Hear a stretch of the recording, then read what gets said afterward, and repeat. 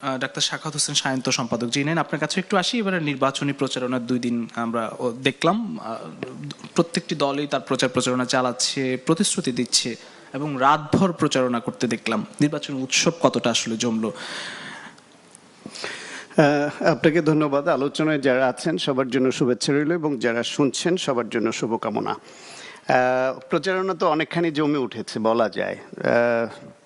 BNP, জামাত ইসলাম সহ সব দল মাঠে প্রচারণার যেদিন শুরু তার প্রথম দিনই নেমে গেছে এবং বিএনপি চেয়ারম্যান একদিনে 16 ঘন্টায় 7টি সমাবেশ করেছেন। তার লাস্ট সমাবেশটা শুরু হয়েছে রাত 4:15 নারায়ণগঞ্জে এবং রাত 4:15 সেখানে মাঠ উপচে পড়া ভিড় ছিল। এটা দ্বারা একটা বিষয় ইন্ডিকেট করে যে মানুষ যে 3টি নির্বাচনে ভোট দিতে পারেনি এবং এই ভোটটাকে তারা উৎসব হিসেবে নিয়েছে। আমরা বিশ্বাস করি এই স্বপ্নগুলিতেই তৈরি হবে স্বপ্নের বাংলাদেশ। স্বপ্ন ধরা, ধরনীর বুকে স্বপ্নের ঠিকানা। সেটা বোঝা যায় না হলে এই শীতের রাতে রাত 4টা পর্যন্ত কর্মীরা যে এরকম মাঠ ভর্তি থাকে, এই উৎসব খুব সহজ নয় পাওয়া, যেটা আমরা গত 3টা নির্বাচনে একদমই পাইনি।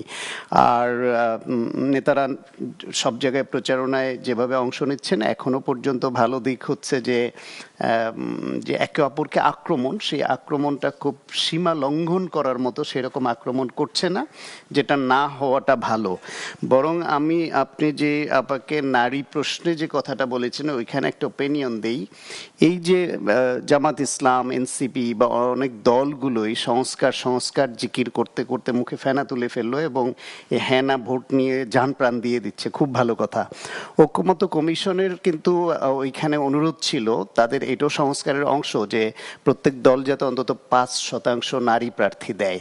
সেখানে জামাত 1% দেয়নি, একজনও দেয়নি।